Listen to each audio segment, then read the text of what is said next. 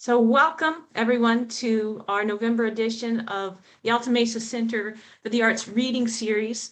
My name is Mary Vollmer. I'm the co-founder of the Center for the Arts with my partner down there, Elizabeth Robinson. We're thrilled today to host Essential Truths, the Bay Area in color. We have today a variety of wonderful writers. I'm going to put the program there in the chat, so you have a live link to that program. Also on that live link are links to the book itself, which I'll also put links in periodically to different writers' works. A little bit about Alta Mesa Center for the Arts. We are an interfaith arts and spirituality hub housed within and sponsored by Orinda Community Church. We believe that art is a spiritual act and a human right. We wish to provide a place where people from diverse traditions, artistic practices, and economic realities come together in community. We know that art can bridge the divisions, substantive and arbitrary, that divide us. We come together not only to practice and teach the arts, but to celebrate and learn from our differences and to foster lively and respectful interdisciplinary dialogues. We seek unity in diversity. So wherever you are in your artistic or your spiritual journey, whoever you are always welcome here. Now, because I always forget at the end, I'm going to say right now what's coming up at the Center for the Arts in January. We have AAPI Showcase with Lillian Howell, Ma Shan-Win, and Dawn Angelica Barcelona, and I'll go ahead and put a link here to that. Just always forget at the end, so now I'm going to do it at the beginning. And now it's my pleasure to introduce the book, and our editor is here as well, which is thrilling. The Essential Truths, the Bay Area in Color, 130 writers and artists responded to the unprecedented uncertainty of the times with prose and poetry and visual art reflecting Bay Area realities as Brown, Black, Indigenous, and people of color and white allies. The pandemic and other events have tested every fiber of our being and shaken our relationships with family, community, the nation, and the earth itself. As our basic assumptions about life are upended again and again, what essential truths emerged? And that's from the website, and I'll put a link here so that you can buy the book. I'm also going to share for you right now a picture of the gorgeous cover, an example of the visual art that you can take advantage of once you buy this book. Just a striking, gorgeous cover. Oh, look, yeah, held them up if you have them. Thank you. And here again is a direct link to the book itself. Now, today we have 6 readers, and we're going to do this. I'm going to introduce Shizwe. She's going to talk about her piece. She's going to read her piece. I'll introduce each one in turn. We'll read, and then we can talk more in depth about the spiritual influences that guide our writers. And remember, these writers are not just writers. They're engaged deeply in the community of the Bay Area, and that spiritual presence influences everything about what they do and who they are and how they do it. So forgive me for navigating 3 windows at once. I'll try to get back to the right one. It's my pleasure to introduce you to Shizwe Segal. She's a 3rd-generation Japanese American who explores complex intersections of history, culture, and spirituality through prose, poetry, and visual art. She's a child of former incarcerees and grew up in segregated Baltimore, occupied Japan, occupied California labor farms, and Skid Row, Stockton. She's a college dropout who learned by doing, from Haight-Ashbury to Indian ashrams, from the corporate advertising to HIV prevention and public housing to San Francisco's vibrant activist arts community. She has 7 books, including 4 for Right Now, which she founded and heads. And I had the great pleasure of meeting it was a couple of years ago. And over these years, we've looked for opportunities to collaborate. And I'm just thrilled that you're here. I'm thrilled that we can host this reading with your work editing and with this book. So I turn it over to you. Each reader is going to read for about 4 to 5 minutes, and then we will move to the next. So it's going to be a lot of wonderful literature in a very short time. She's Wick. Okay, thank you. So I'll jump right into, I'm going to read an excerpt of my long poem in Essential Truths, and then a couple of short poems after that. I just had cataract surgery, so my eyes are still a little iffy. City snapshots, spring. Time remains elusive, sense and schedule virus scattered, but meanings crystal clear. Earth and sky are calling us to remember who's in charge. Skies unload after winter drought upon a super bloom of spring, a wealth of Dudleya and acacia. Native Californians and Australian imports flourish alongside a proliferation of tents, mushrooming as the world turns upside down and backwards. Celestial cycles grind on. Fallen Caesars and pharaohs, are they laughing now? Earth mounds and monoliths, pyramids and skyscrapers, humanity's been here before, too many times to know. How the mighty rise and fall, but the poor will endure. Can we bridge the salt of the earth to stars in our eyes, everlasting gold in the heart? In my neighborhood of stubborn weeds, did COVID arrive just in time to save us from total eradication, preserving the last of the grit from $1 million scrubs of virgin olive oil, oatmeal, and sage, consumed by the pampered few who can afford to bathe their skins with what lesser folks could eat? Will the virus slow them down like the bursting of .com1 or the '89 earthquake? Coastal fog used to be enough to keep away those who did not love this Yilamu land, the fragile interface with sea and sky, sometimes unseen all summer long. Fog tendrils burst against our cheeks, reminding us like warning blasts and mournful bleats, signaling ships at sea and landlubbers alike that we are all adrift on life, reality rising and falling, heaving and lulling by turns. There are no guarantees, only the invitation to risk.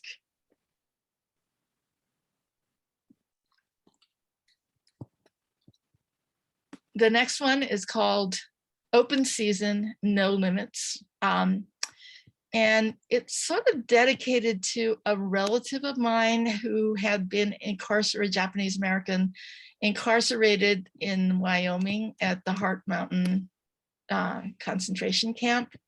And after they incarcerated everybody, they realized there was nobody to harvest the crops. So they would let people out periodically to, in this case, he was harvesting sugar beets when he was shot by the son of a local landowner who said, "Oh, it was an accident. I was shooting blackbirds." Maybe you're not the enemy today, maybe yesterday, maybe tomorrow. Keep your head down and your bags packed. You are not white and never will be, no matter how good you are. And you are good, skilled, virtuous, with grades and credentials to prove. Or maybe it's true you're only good for nothing, as your parents began to say when you began to think for yourself. But still, you are not white and never will be. You will forever and ever be an object of derision, contempt, competition, seduction. You will remain obscure and inscrutable, finding safety in invisibility, keeping cover so covert jeers and sneers never erupt into open laughter, open slaughter. So run the gauntlet of cruelty, channeled between twin lines of hate and fear. Rots of Ruck, your crush writes in your yearbook. He sees only girls with hair blonde to their roots. You are not white and never will be. You will always be the one to do the work with none of the credit, too small in all things, too yellow to matter until you become the peril. But you are not Black and never will be. You run no daily risk of being stopped while driving, shot for stopping, shot for running, shot for sleeping in your bed. You are no Blackbird today, maybe yesterday, maybe tomorrow. When are you going to stop running?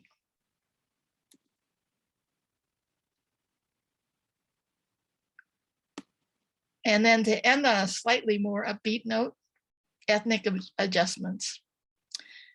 Get this, I'm only going to say it once. I am not, nor have I ever been, a cherry blossom queen. I did not, nor do I plan to bomb Pearl Harbor. I do not, nor will I ever wear a camera around my neck.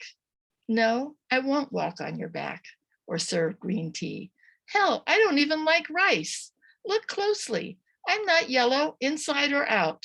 My eyes don't slant, and I'm sure you've noticed I'm not polite. So let's go for a walk, but don't expect me 10 steps behind. In my world, men follow me.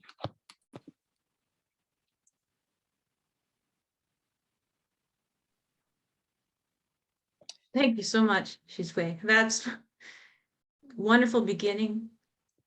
And just a taste of what you might get in this book. There again are 130 writers and voices. It says essential truths, but I think also essential voices that we haven't heard yet. Our next reader, Max isn't here yet, is he? Or am I not seeing him? Is Tamina Khan. Tamina is the daughter of Indian immigrant scientist who spent her adult life writing, teaching, resisting, and mothering. She has taught science to preschoolers, citizenship to octogenarians, and literary translation to elementary school students. She now teaches English and poetry at City College in San Francisco, where she defends everyone's right to equal education. Her work has been published in Poets 11, Written Here, OCU Poetry, CCSF, Forum Magazine, Civil Liberties United, The City is Already Speaking, and Muslim American Writers at Home. I give the stage to Tamina. Thank you. Thank you so much. Thank you, Mary. Thank you, Shizue. Thank you so much for having me here and for hosting this beautiful gathering. Oops, I'm reading on. Give me a second. Let's see. Okay, I'm going to read a poem from the anthology called To Breathe. To breathe. Thank you to the wind for bringing fresh air and taking our brother on his journey. Michelle and Ashley Monterosa at the remembrance protest for Sean Monterosa, murdered by a Vallejo police officer as he was demonstrating for Black Lives, June 5th, 2020. Wind, fresh air, to breathe, to take oxygen into lungs so it can travel through veins, like our ancestor, the fish, who ambled onto land. Air in lungs, our animal inheritance. Where does my body begin? Where does it end? Molecules enter and leave me, dispersing into air. I breathe you, you breathe me. We stand 6 feet apart, cover faces, sanitize surfaces, stay home, all to protect this right to breathe. Then what of George Floyd? He survives his birth, Black boyhood, Black adolescence, young Black manhood. He even survives the virus and keeps breathing, keeps breathing. If we hold our breath long enough, we will go unconscious and our bodies will begin to breathe again. To calm the chaos inside, spiritual teachers tell us, focus on the breath, this miracle of life entering and leaving our lungs. Watch it, hear it, feel it. Offer gratitude to this air, this friend that accompanies us in and out of our bodies on this terrestrial journey. George Floyd survives the virus. We stay home so he can recover. And yet, recovered lungs cannot help him when a murderer in police uniform crushes his throat. Son of a mother who pushed him from water to air and wept at his first crying breath. He cries for her after his last breath is spent. Tell us, whose breath are we protecting now? How will we heal ourselves from this deadlier virus that takes away the air in our lungs?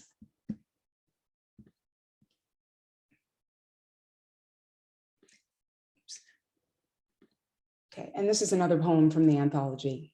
It's called Hillside. Passover passes us by, and neighbors turn on their computers and sing to faces on the screen while feasting alone at home, celebrating a story of deliverance. Holy Saturday in Palestine, 500 faces gather on screen from the far corners of the world. May science and solidarity deliver us from this virus. Single candles alone together spread light to the occupied, to the imprisoned, the sick, the caregivers. The Lord's Prayer in Arabic, Spanish, Italian, English overlaps in a global chorus. After my bike ride across the deserted city, I walk up the hill at sunset to seek out the Ramadan crescent and prepare myself for my journey of daytime hunger to the next new moon. The emptiness calling me in the beyond. A woman in white veil crosses herself and bows before the shuttered door of St. Kevin's Church. Every night at 8, neighbors clang pots and pans, echoing the bells of Tassajara Zen Monastery, calling us to silence. Rafael, the poet, holds a stick of Palo Santo, swirling its sacred smoke towards me on my computer screen, invoking the east, the west, the south, the north, calling us deeper into the planet. On a concrete ledge where men used to gather to drink, my neighbor Ofelia sits. Estoy orando, she says, por todos, because only Dios can heal us. She recites in Spanish as my grandmother recited, La ilaha illallah, la ilaha illallah. Each incantation calling her deeper into the divine, a recitation older than Cristo, older than the 99 names for the one, invoking a mystery deeper than language, as the wind prays, as the water prays, falling through my fingers. And all I can do is pray and practice kindness as we watch the grasses grow on the hillside. Do I have time for another or, yeah? Yeah? Okay. So this is one more COVID poem. I'll read this one. It's called City on Pause. Spring sneaks up on us in the strange silence of the city. My car parked for a week. Up on the hill, rose gold clouds and turquoise waters shimmer. At the ferry plaza, a lone man sings hallelujah to nobody. In the one open shop, I look past chocolate and gourmet sauces and settle on sour cherry jam from Greece, craving its bold sour sweetness. Hand-drawn signs in windows all across the city. Stay safe, San Francisco. We love you. Thank you, healthcare workers. A globe drawn in the shape of a heart. The word faith under the image of La Virgen. An unhoused woman with sun-baked face and hands sits on the sidewalk in a nest of blankets, leaning against a wall, reading a paperback. Human ruckus on pause. The raccoons run up on my roof, screeching. A shy coyote walks down my street, away from her hillside home. To the sea lions at Pier 39 wonder where we've gone. Are the seagulls searching for out scarce scraps of junk food? Neighbors gather 6 feet apart, singing, lean on me when you're not strong. The pale moon in the lilac sky doesn't know whose lungs are collapsing. She rises, golden, then silver. The street at dusk erupts with clangs and claps for healthcare workers. Late at night, I sit, holding the city on pause. When we emerge from this chrysalis, what will we become? Thank you, and salam alaikum, everyone. Oh, thank you. I saw Maxine Hong Kingston read once, and she said, you know that the word inspire means to breathe and to inspire. And I felt that related to COVID, I think there's a lot to say about the spiritual impact COVID has had on a lot of us. I'm looking forward to perhaps talking about that later. Thank you, Tamina. I didn't miss Vicky Chang, and I am thrilled to see that the family is on the couch. Welcome to the Changs. We love to see you. We're glad to have you. And it's my pleasure to introduce Vicky now. The daughter of Chinese immigrants, Vicky Chang was born and raised in San Francisco Bay Area. In her work as a psychologist and group facilitator, she is dedicated to personal equals collective liberation. She supports API movement spaces by offering awareness and somatic practices, which are fundamental to her individual and group counseling work. She is strengthened by her connection to Chinese ancestral practices and shaped by her relationships with people, culture, and land of Sangre de Cristo Mountains, first settled by the Pueblans, the Utes, the Jikara, Apache, and Navajo Dene, the holy hill of Chala, in India, and the divine Buddha temple in Taiwan. Vicky, the stage is yours. Thank you. Thank you everyone for being here today. This is a piece called A Prayer for Extinction, and I wrote it last year when the fires were here. I live in Berkeley. The water pours obediently from the hard metallic neck like a domesticated gray wolf. On, off, gushing, dripping, moving at the flick of my hand as if I am Shiva himself. I mechanically lean on the plastic lever, and the alchemy of fat and water stamps my yellow palm. The hands meet as they do again and again through the day, cleaning. A spark of fear, COVID-19 washed away. I gaze numbly out the glass as if I am a translucent film projected on a screen, a frozen piece of what man calls art. Day 3 of interminable torture caused by hundreds, thousands, millions of moments of disrespect, of violent ripping from our beloved, powerful mother. Smoke, poison, lungs, air. The eye follows the bright green hollow stems, zuzi, bamboo, up, up, up in a miracle. Perched at the tip, swaying slightly in the wind, is Qingting dragonfly. The eyes open and close rapidly in shock. I had literally forgotten they existed. The lips creep up. I breathe in delight as the spongy twin globes, the magical lungs expand. A message. She lives. I live. We are connected. There's hope. Weeks pass, then the heat rises, and I feel the dryness in my thick raven locks, immune to coconut oil, as the wind caresses my cheeks like a lover, and I feel the curl of dread in the belly. Fire. On an innocent sunny afternoon, as the moon ripens to fullness, time pauses, and again the air is filled with the screams of wise elders, wood, of tiny creatures, the pitter-patter of their limbs indistinguishable to my gross ears, so I watch them in the yard. Busy moving, secure in their purpose, destiny, not a question. Their bodies burn, burn, burn. I go to the sea, my mother. I watch her ripple, beckon, dance. She is always changing. She is alive, like I long to be. With no mind colonized by the white man, by immigration, by Chinese patriarchy and the violence of capitalism, always hungry for more, more, more, and becoming ever more empty inside. I watch my mother, the sea. I feel her in my belly and I see the Ohlone in boats, swimming, striding across the land with the wind at their backs.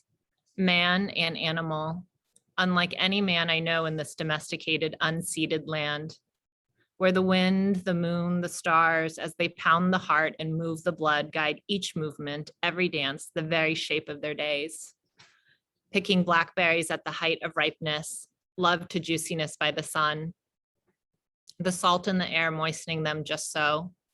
Where blackberry, like acorn, is a sister, a friend, a mother, not a commodity to be raped to extinction, to be bought and sold, rushed to bloom with poison created by men, always men, in white coats, glass tubes, and wooden boxes so far from the sun, the moon, the wind, that they have literally forgotten their own names.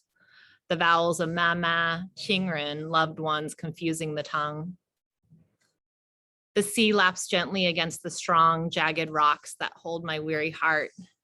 Grief, rage, pain heavy in my limbs. She is timeless. She has seen it all. She gives everything and we only take. The heavy head bows in sorrow, and then the thought lifts the eyes in wonder. Should I pray for human extinction? Is that how we protect our mother? The winged ones floating across her wide body, dotting the sky, falling dead in the hundreds, thousands in the Southwest as these fingers curl around a piece of plastic and the heart writes and the tears fall. Some cultures see suicide as an act of honor, or perhaps a thinly veiled remnant of hypermasculinity wrapped in the unappetizing figure of patriarchy. For the choice of death, when given the ultimate gift of life, is the worst form of cowardice. No, I decide, and clarity straightens the spine and clears the throat, fills the dull head pounding from inhaling death, from the pain of living beneath wood rather than the open blue sky. The Fei Long dragonfly comes inside as I pledge myself to her once again. The vow like a holy seed planted long, long ago in rich soil. Time unravels backwards across generations, lifetimes, dynasties, continents, worlds. We were hers from the beginning. We are her.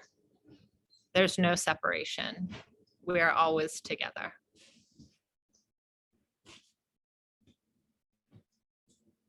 Thank you. My mother, the sea, and the notion that we've forgotten our own names. We don't even know what they are anymore. Thank you, Vicky. Our next reader is Sridevi Ramanathan. Am I saying that right? Can you correct me on that? Yep, it's right. It's a pleasure to have you. I've been reading up on all of you, of course, as much as I can, which is half the pleasure of doing this, is to meet new writers and to become your fans. Sridevi is a writer, a dancer, an artist, and a gardener. She's co-founder and co-facilitator of Diversity Circle in Oakland, and I'll put a link to that in just a minute into the chat. Among her publications are pieces in She Rises, All the Women in My Family Sing, and Civil Liberties United. In addition, Sridevi is one of the women profiled in the book Birthing God, Women's Experiences of the Divine, and I'll also put a link to that in the chat as we go. So Sridevi, it's your stage. Thank you so much for being here. I am happy to be here. I'm happy all of you are here as well. So I will read my essay that was included in Essential Truths. It's called Death and Technology, the Great Connectors. We had no choice. We had to cancel her trip to Texas, even though her brother was in the ICU. It was mid-March, the shelter-in-place mandates had just begun, and there was still too many questions about the virus. One thing for sure was that age put Mom in a high-risk category. Since she was staying put in San Diego, I wasn't needed to daddy sit in her absence. So I canceled my travel plans too. My uncle had suffered major health issues before, but had somehow always bounced back. Our family gave the medical field all due credit, but we also believed that divine hands had carried him through. It made sense because my uncle was a religious man of tradition. Despite living in the US for decades and all the demands of career and family, he'd never stopped practicing the daily Hindu rituals he'd been taught in boyhood. So it seemed plausible that he'd actually earned the blessings responsible for keeping him alive and thriving to this point. But this time was different. Cancer had left my uncle's body frail and knocked out his usual hopefulness. I was disappointed Mom couldn't go see him, but she was distraught. He sounded so weak. His voice wasn't the same, she said. Dad mourned that the hands reaching to carry my uncle this time could be Yama's, the Hindu god of death. Mom didn't want to agree, but she couldn't disagree either. I could tell she was trying to soothe herself because she kept saying, he's come through in the past. My heart sank, but I took a deep breath to agree with her. After all, I thought, Yama wouldn't come around to the same family so soon, would he? Just months earlier, my mother's other brother, the youngest of the family, had suddenly passed away in India. I've never attended the funeral rites of any relatives because travel to India has never been quick, simple, or inexpensive. Viewing the body would have been impossible because Hindu custom requires bodies to be cremated within 24 hours of death. Going to India was more about emotional support and being with family. Unfortunately, no one in my family could go there when my uncle died, and we were still reeling from the shock of his loss. Now, my Texas uncle was in the hospital, where COVID policy barred even his own wife and daughter from visiting. I tried calling him a couple of times on his cell, but he didn't answer. I wondered, what if Dad is right? I felt heavy and my shoulders slumped. After spending a few weeks isolated in a hospital room, my uncle died alone. Alone, that's what pierces my heart and makes me cry every time I think about it. He was alone. He didn't have COVID, but because of it, he died alone in a hospital. But COVID offered an unexpected gift. Connection sans travel. My extended family was spread out around the world through different time zones. On the day of my uncle's funeral, it was early morning for me, night in India, and I don't know what time it was in Europe. Yet we synchronized in cyberspace to congregate at the memorial home, all thanks to technology. How great, I guess. Here I was for the first time attending the funeral of a relative, and a close one at that, and I had to do it via technology. How weird.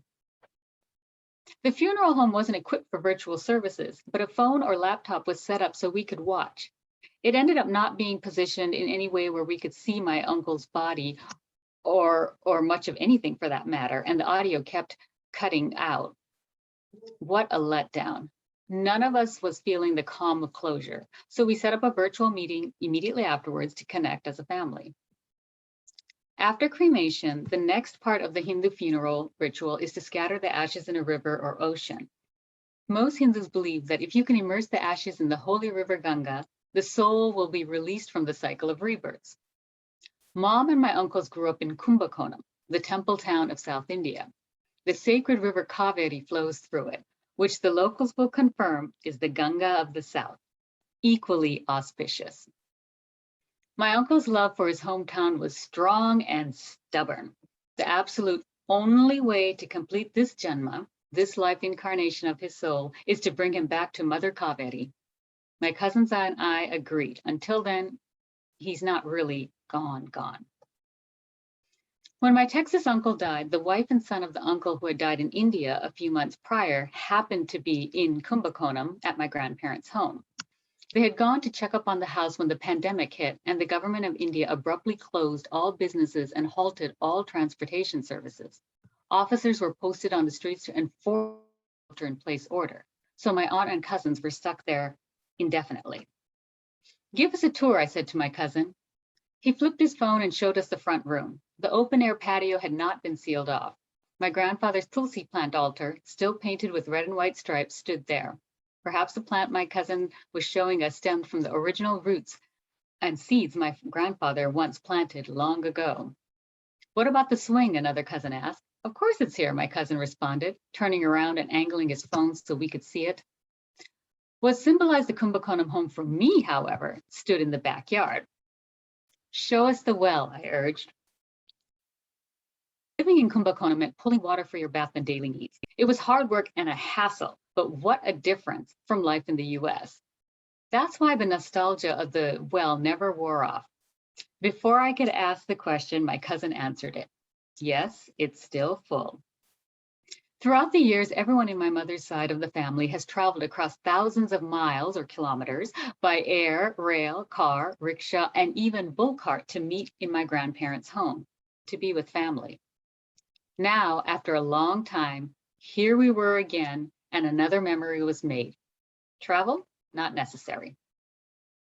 We may gather there in person yet again, once the pandemic is over. My uncle's ashes still need to be taken to the Kaveri River.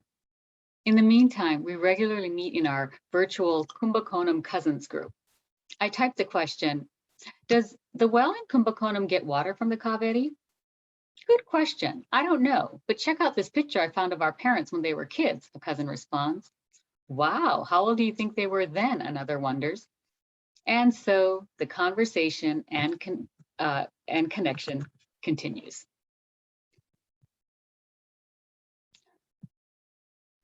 Thank you.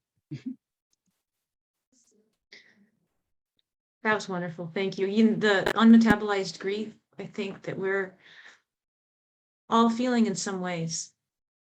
And that also, I think, brings us together in astonishing ways. And your essay certainly did that for me, as I felt my own heart reaching out. So thank you for that.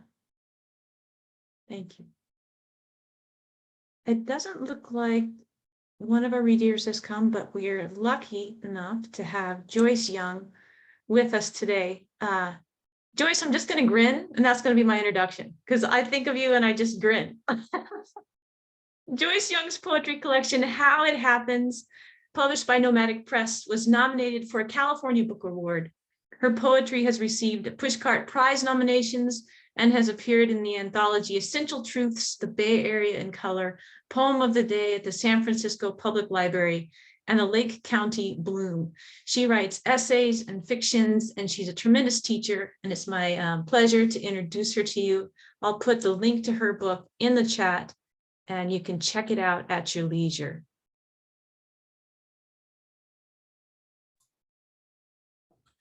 Oh, where'd she go? I'm here. Oh, there you are. Okay. Thank you, Marian, and thank you, everyone, for being here. And thank you, Shiz, for bringing us all together through Essential Truths, which I am really proud to be a part of. I think I'm going to start with the poem that appears in Essential Truths, and I'll start there and jump around a little bit, just a little. Yeah. There are only birds. The woman isn't bird watching, she's hulking. The woman isn't 50 feet away, she's 6 feet away.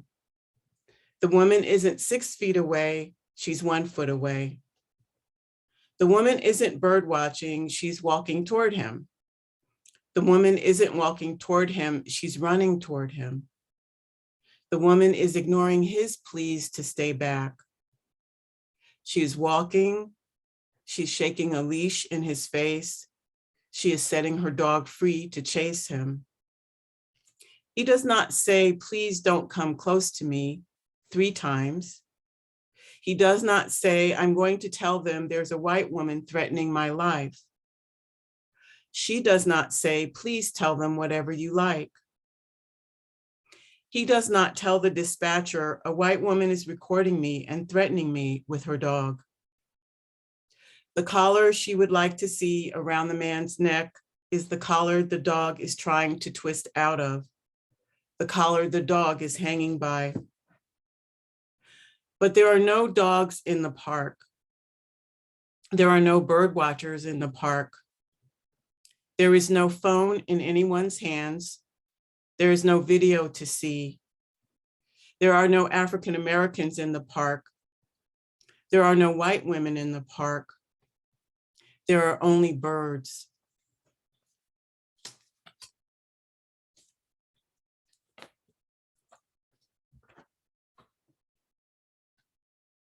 Thank you. So let's see. I'm going to read a poem that was published in the Lake County Bloom, I believe. I'm pulling up documents here. Yeah, it was. And there's a poem by Tracy K. Smith called America Welcomes You. And I've fallen in love with that poem. And so what I've started to do is take lines from the poem and write poems in response to them. So one of the lines in her poem is, why this dancing? With a question mark, why this dancing? After Tracy K. Smith, do your feet do anything other than walk? Do you paint your toes red to keep them happy? Do you know what a drum can do? Does a 6/8 rhythm lead your hips to sway? Does clave make your heels bounce? What taps on your heart? Have you ever been carried by a melody?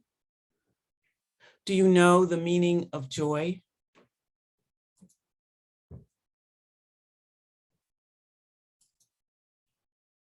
Oops, wrong poem. Let's see.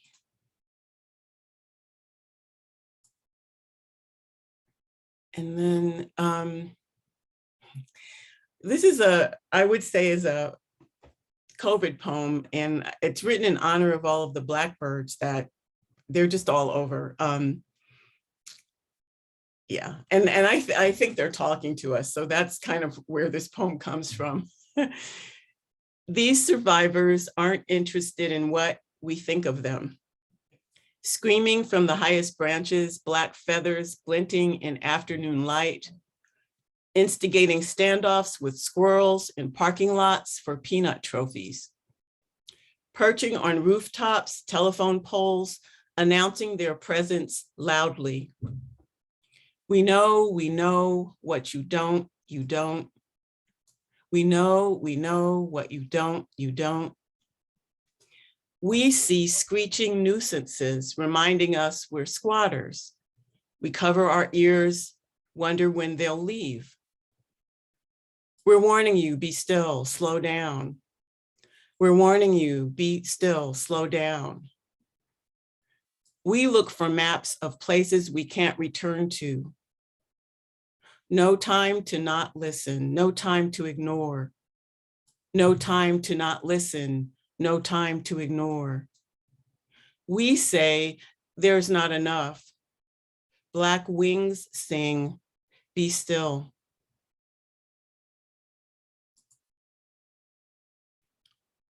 No, just do, thank you. I'll just do one more. Yeah. Okay, so this is a newer poem, and I've temporarily named it Webster's Triolet. Named for a site you can go to for definitions, but not cryotherapy, liposuction, or cool sculpting. Houses, unassuming, expensive, but not overdone. Named for a site I sometimes go to for definitions.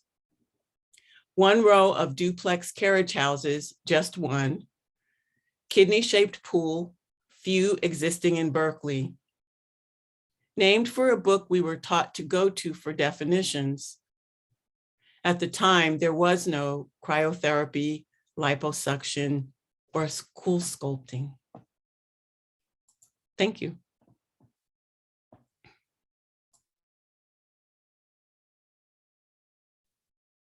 Thank you, Joyce. It's always a pleasure, always a pleasure. And I was wondering what the Blackbirds were saying. They certainly say it a lot, and we haven't been listening closely enough by any stretch. We have a little bit of time here, and what I'm hoping to do is if our panelists, and I know we're kind of all over the place, can just think about and respond to, I had two questions, but I'm going to post one. It's right here in the chat. What is the place of spirituality in your artistic practice? And I guess I would extend that question to your work practice too, because sometimes it's not so clear where the line is between them. How does artistic and spiritual practice overlap? And we'll open it up to the audience too, but I would really love to hear the speakers respond to this in some way and have a free for all. We'll just, whoever responds first, we'll go for that. Or I'll call on you, so watch out.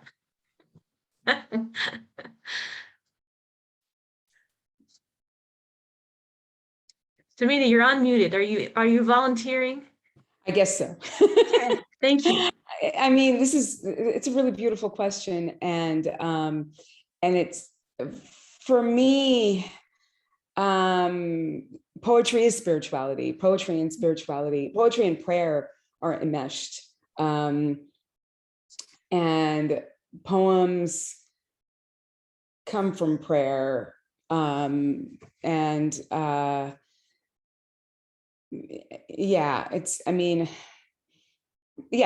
prayer come from the same place. Mm-hmm. So,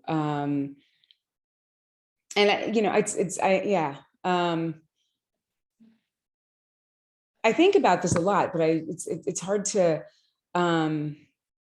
it's hard to be specific about it. So, yeah.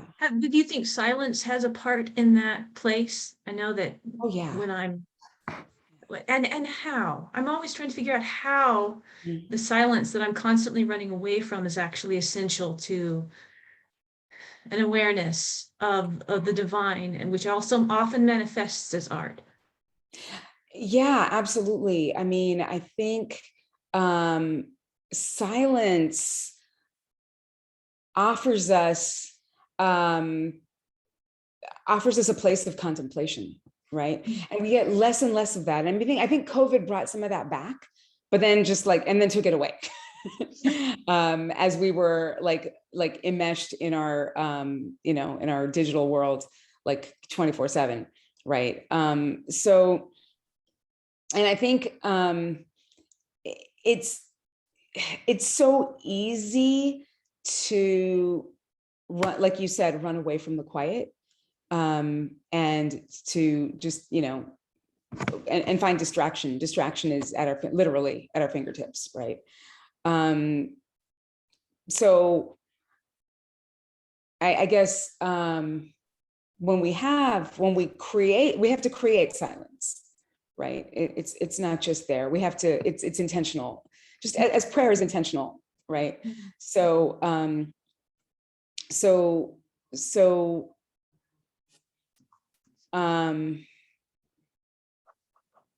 yeah, so we have to create solitude, create silence, create space for a kind of emptiness. Oh yeah, beautiful. I, I've written down, we have to create silence. It's intentional as prayer is intentional. She's where you had yourself unmuted. Yeah, for me, spirituality and creativity and living are all intertwined. There really aren't any barriers or definitions. And I think it goes back to me, the foundation of my spirituality is after I had an existential crisis in high school and dropped out of the model minority. And stopped trying to live like the life that my parents were defining for me. I had to go on a journey to find myself.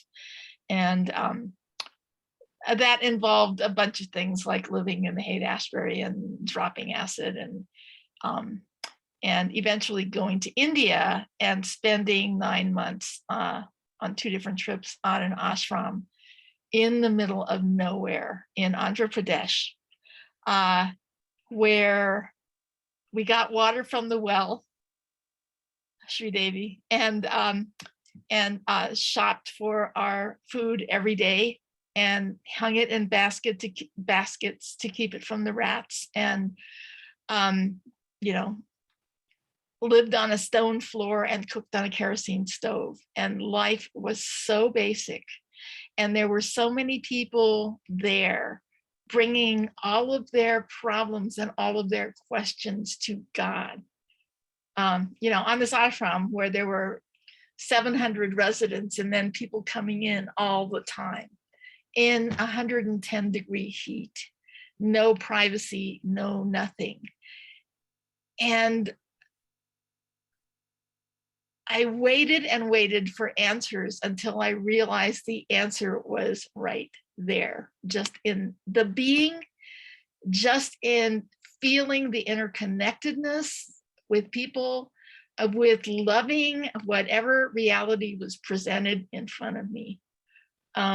So for me, I sort of feel like COVID, in a sense, was a gift, an attempt of the earth to present human beings with the gift to stop and look at what's there, to be still and be with ourselves. And some of us really have noticed that and have taken that in and found our connections with ourselves, with the earth, with other people. And then other people are off somewhere. And I have to say, the earth is going to keep reaching out to us and keep telling us to listen. And I do feel that The truth is, I mean, poetry is beautiful, but the truth is beyond words also. There is this sense of the interconnection, the connections are there, but we, a lot of times, because we can't see them, taste them, smell them, grasp them, we think they're not real. But that's actually what feeds us. Reminds me of Joyce's Blackbirds again. Again, what are we listening to and for, and how are we hearing the messages that are coming? Had we ears to hear? Vicky, and then Joyce. Yeah, I'm really appreciating everyone's responses to this question. I'm just thinking of a conversation I had with my writing teacher, Genevieve Lim, about what art is. And we were talking about how art is a transmission from the divine. And historically, the artist never presented their name because it wasn't about taking ownership over art. It was about giving a message from the divine to the people. Yeah, I felt really touched by that. Art is a transmission from the divine. I'll write that in the chat. Joyce, you had something as well.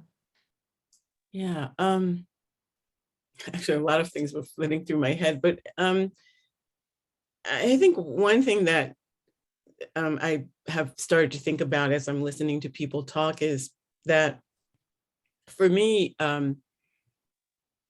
it's required, I would say, the courage to be lost in some way.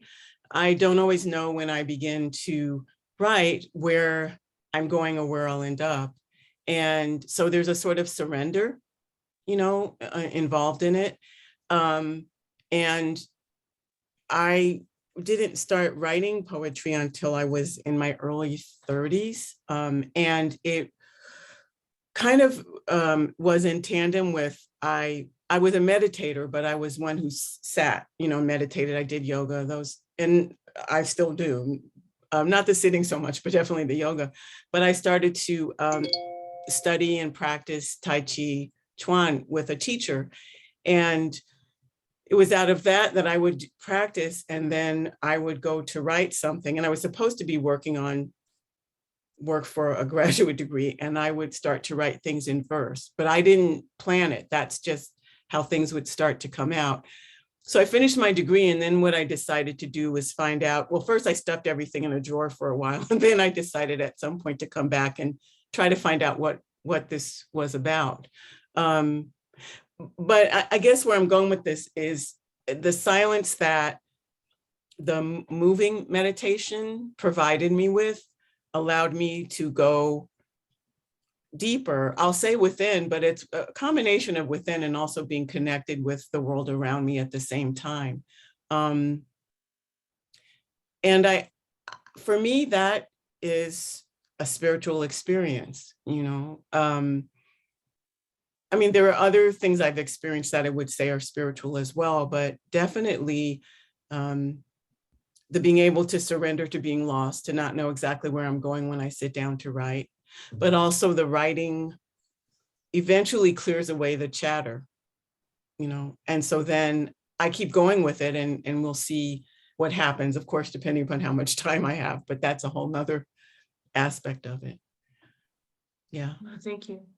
I'm thinking too, as you speak about that notion of depth and the repetition in Sridevi's piece about water and wells and oceans, and what that seems to be a reoccurring trope across cultures that talks to us about clarity and depth, water.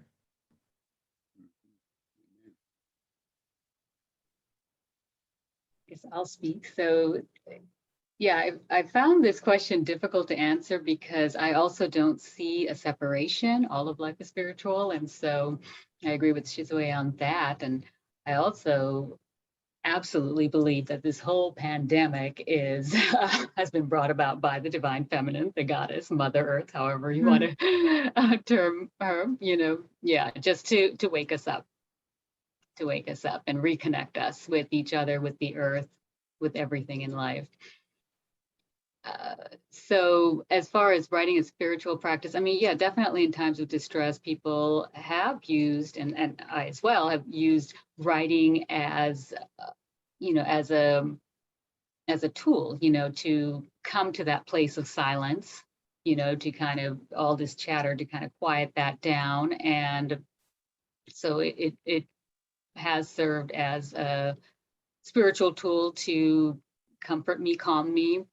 And within that silence, sometimes I do feel that there are messages from spirit, with a capital S, that come through. And sometimes those are just personal for me. Sometimes they can be shared with others. And, but yeah, there is, I mean, yeah, definitely there's, I don't know, not spiritual component, but writing, I mean, it is a spiritual practice, definitely spirituality to it. Yeah, and being able to listen. I mean, there's two different things, right? There's an ability to listen and to hear and to receive, but it's almost an entirely different process to translate that, and changes it too. It changes the message in the act of translating it into another form, into words or pictures or whatever it is. It sounds so. Shizue says that Max has had a motorcycle accident. Oh dear. But he's okay. Yeah, he says he's okay. He has been really, really busy because Max, in addition to being a haiku poet, is very involved in the Chinatown community in San Francisco. So this last week, he took a bunch of kids living in SROs to a Halloween party, and then several batches of other kids to the movies, and also did something with the Asian American Bar Association or something. And he also has a business on Haight Street. So Max runs around a lot. So Sounds like a very generous man. He tells me that he's okay, but I'm going to check in with him again tomorrow. Shizue, do you have a poem of his that you could read in his absence? Sure. There's one on the front of this Talking to Strangers. Oh, lovely. Thank you. Which it's also in Essential Truths. And I heard it in a different context when I published it the first time. But in the context of the story that this is with, it has a different meaning. So that's the thing about haiku. There's so many ways you can read it. Love's not a feeling. It is but a commitment. I am beholden. Can you read it one more time? Love's not a feeling. It is but a commitment. I am beholden. Oh, that's lovely. I'm sure he'd have something wonderful to say about this question, but let's open it up. I know we're over time. If you have to rush off to make, eat, buy dinner, feel free. But if the room at large were small enough to unmute ourselves and really consider this question, I know there's quite a few writers in the room as well, and I would love to know what you think. And I'll put that question back in the chat again so that it's easily accessible. But don't be bashful. We are eager to know what you have to say. What is this place of spirituality in your artistic, and I would add professional or whatever practice you have, how does artistic and spiritual practice overlap? And a lot of us, I think, are saying it does. And that overlap is some part of the difficulty, I think, too. I think it requires a presence, or at least walking or turning toward a presence that I don't know how to say this, that sometimes the busyness or doingness of the world can diminish. I'm not sure where I'm going with that, but I can say that, it requires a presence that, it's okay. You can make, I can make lists. I can, read my email, but the presence that is required to write or to create in some way, it's different, you know, there's a presence. I don't know how else to say. I think you've said it very well. I've had the privilege of coming to all of these, and everyone has been rich as this one has been. And my perennial question is a little different. And that is, when you write, who are you writing to? And is it important that people hear what you're writing or respond to it? And connected to that, if it's a negative response, how do you feel about that?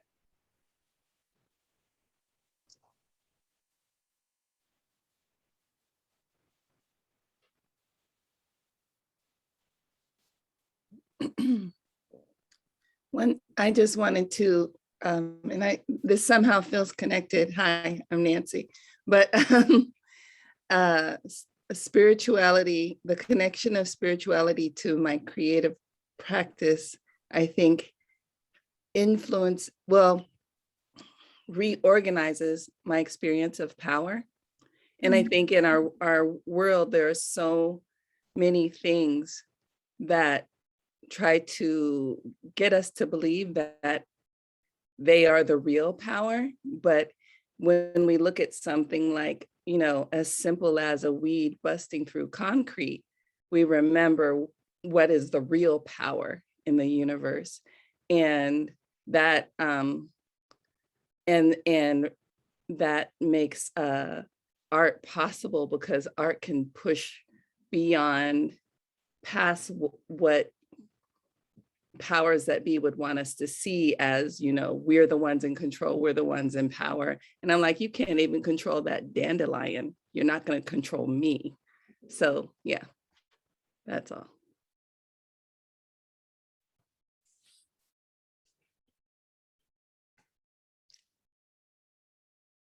I'm I reading, wonder if you, yeah, go ahead. Tamina. sorry.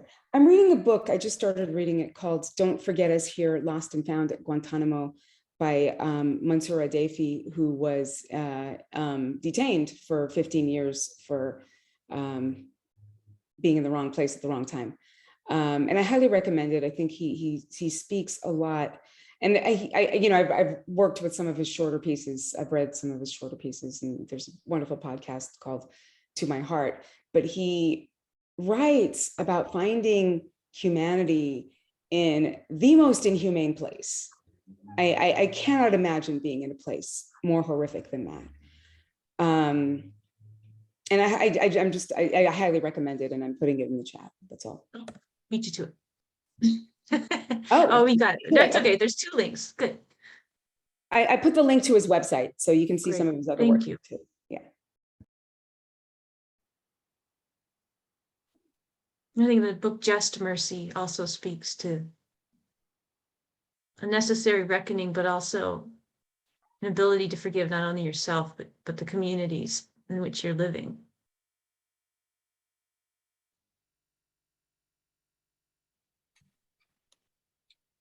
I'm going to venture, Lorenda, I know you've got, I'm going to put you on the spot, but we've had great conversations about this. I'm just wondering if you have anything to add. Of course I do, but I wasn't gonna say any of it. Oh, come on.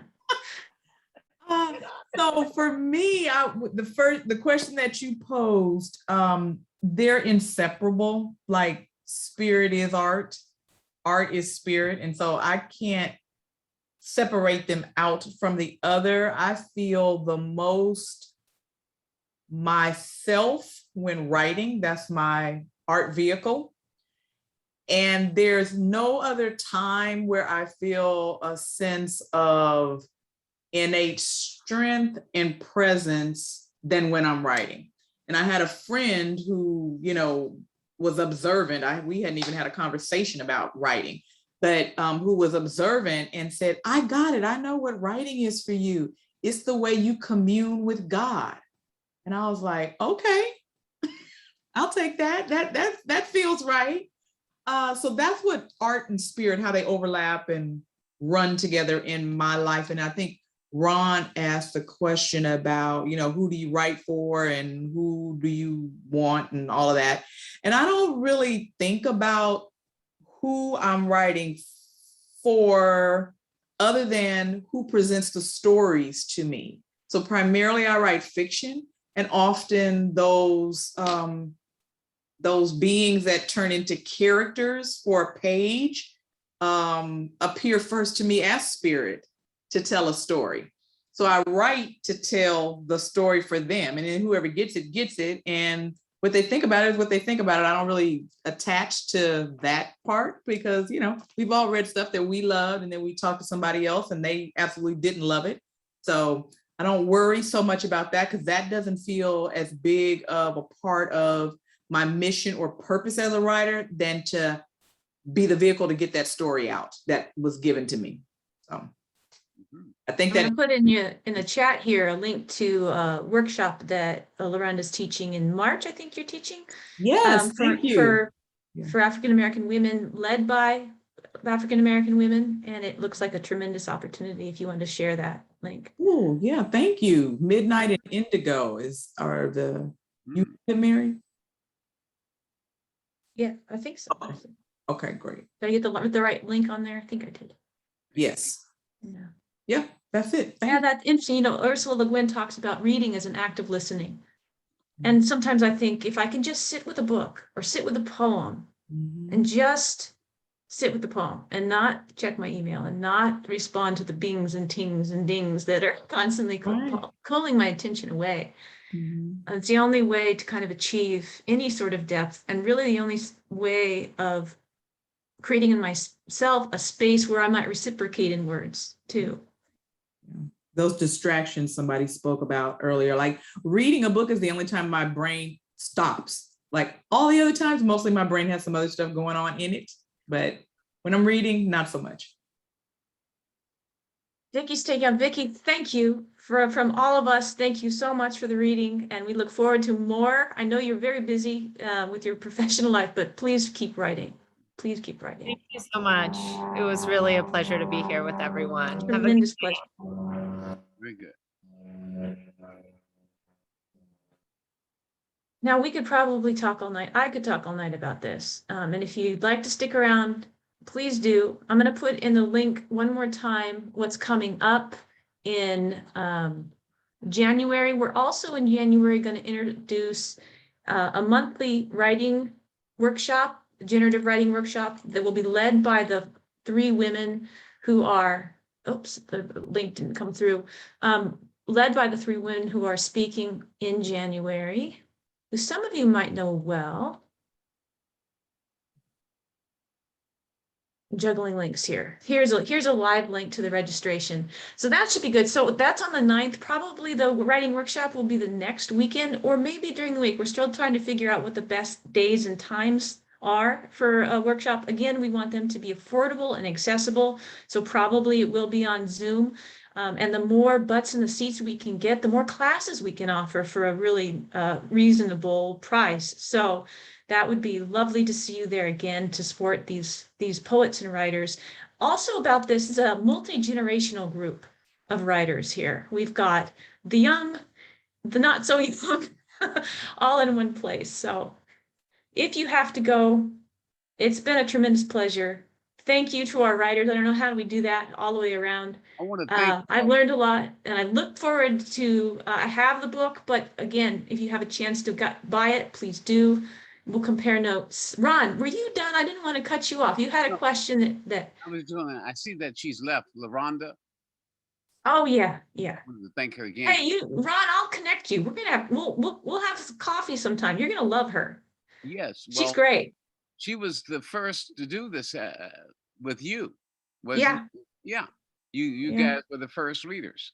We were the second. The first readers were, oh gosh, Elizabeth, help me out. Hoover and All Hoover reading is translation by Maria Baranda of John of the Cross. that was wonderful. A wonderful way to start. And I think I still have videos. I'll get those up on YouTube, Ron, so you can check those out. Hey, good. I was just going to say that I ask that question almost every time, and her answer is even better this time around. Oh, I appreciate it. She's getting better. Yeah. Okay.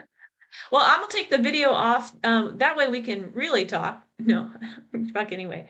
But otherwise, my poor computer doesn't like me much. Let's see.